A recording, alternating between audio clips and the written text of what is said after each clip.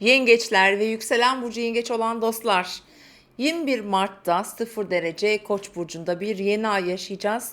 Öncü burçta mevsimleri başlatan ve harekete geçiren bir yeni ay ve tabii siz de öncü burç olduğunuz için sizin için çok önemli olabilir. Evet, kariyer evinizde, hayatınızın tepe noktasında bir yeni ay doğacak. Eğer 0 ila 5 derece aralarında burada bir MC noktanız veya burada bir önemli gezegen yerleşiminiz varsa ve yükseleniniz de yine aynı 5 derecelerde veya güneşiniz varsa 0 ila 5 derece arasında, demek oluyor ki bu yeni aydan önemli ölçüde siz etki alacaksınız.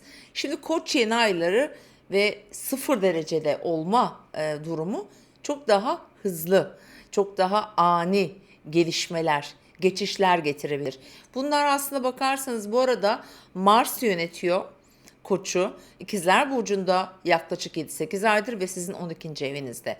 Şimdi kariyer, iş hayatı, çalışanlar için tabii ki mesleki konular, genel hayatının tümünü ilgilendiren konular uzun bir süredir belki de gündeminizdeydi. Biraz yalnızlık, biraz sıkışmışlık, biraz çaresizlik yaşamış olabilirsiniz. Mars'ın uzun süreden beri 12. evinden geçmesi kolay bir şey değil gerçekten. Çünkü insan kendini kıstırılmış, çaresiz hisseder.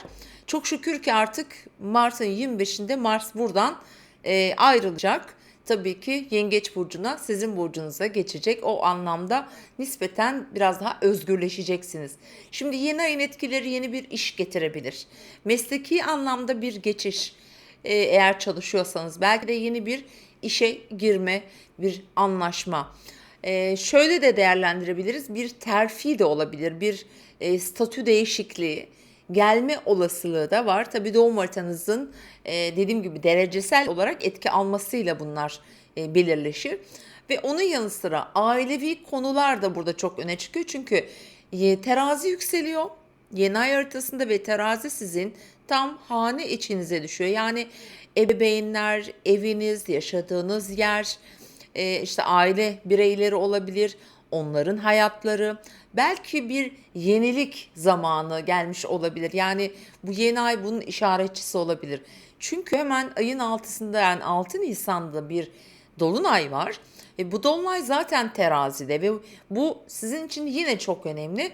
Muhtemelen bir değişim, bir gelişme, dediğim gibi meslekle ev arasında belki taşınacaksınız. Belki işiniz değişecek ve sizin yaşadığınız yeri de değiştirmeniz gerekecek. Bu ve buna benzer. Miraslı konular da tabii olma ihtimali var. Alım, satım, gayrimenkullerle ilgili olabilir. Hani gerçekten hayatınızın yönetiminde özellikle 25'ine kadar biraz sıkıştırabilir ama 25'inden sonra artık biliyorsunuz Mars Yengeç burcuna geçecek. Yani sizin burcunuza geçiyor ve sizin burada inisiyatif alarak karar vermek, böyle daha özgürce diyelim, kendinizi ifade edebilmek için bence daha olumlu bir süreç olacak. Ayın 23'ü, 22, 23, 24 biraz stresli.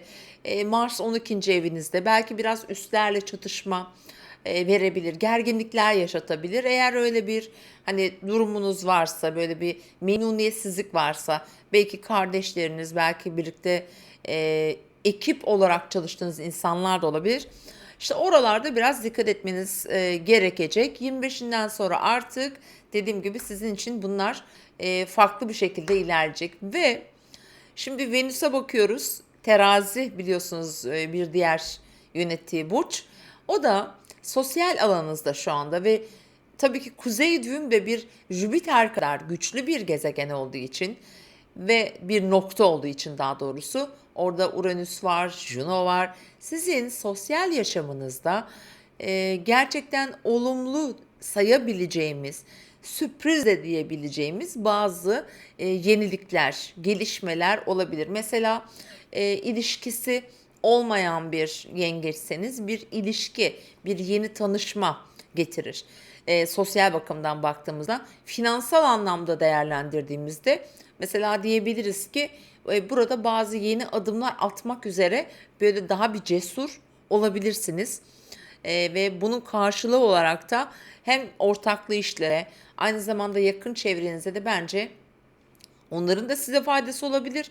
Bu arada sizin de bazı işbirlikleri yapabileceğiniz durumlar meydana getirebilir açıkçası bu yeni ay. Evet, sizin için çok önemli. Doğum haritanıza lütfen bakın veya baktırın.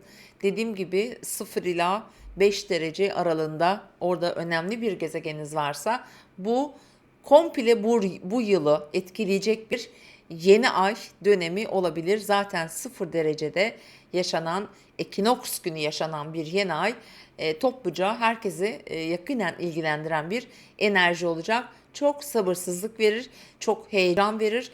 Bir şeye başlamak, bir şeye girişmek için kişi böyle çok düşünmeden de hareketler edebilir. Çünkü orada bir de Merkür var. Aldığınız kararları böyle hemen uygulamak yerine böyle bir ikinci, üçüncü göze ihtiyaç duyarsanız eğer sorun. Hani danışın arkadaşınıza, eşinize, annenize, babanıza. Yani böyle daha çok insanın fikrini alarak önemli adımlar atarsanız eğer daha sağlıklı olabilir sevgili yengeçler. Evet, kendinize iyi bakın. Umarım güzel bir süreç geçirirsiniz.